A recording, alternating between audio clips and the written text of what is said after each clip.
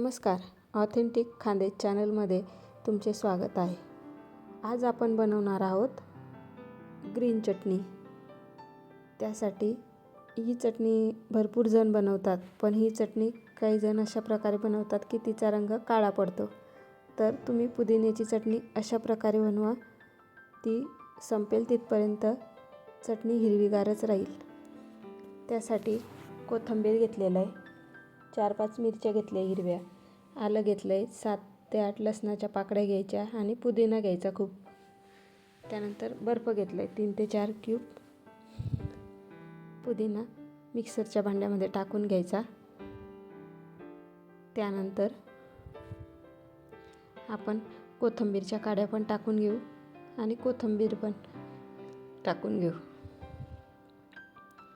त्यानंतर लसूणच्या पाकळ्या घेतलेल्या 5 ते 6 त्या टाकून घ्यायच्या। आल्याचे 2 तुकडे घेतले ते पण टाकायचे आणि मिरच्या टाकायच्या।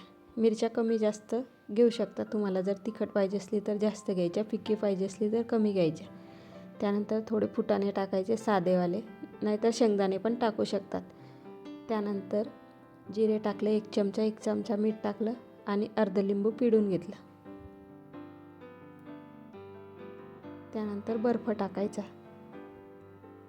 बर्फ टाकल्याने चटणीचा रंग हिरवा राहतो, त्यामुळे आपण बर्फ टाकून घ्यायचा आणि मिक्सरला फिरून घ्यायचं।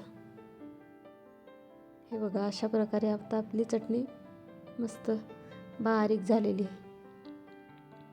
आता आपली ग्रीन चटणी बनवून तयार आहे।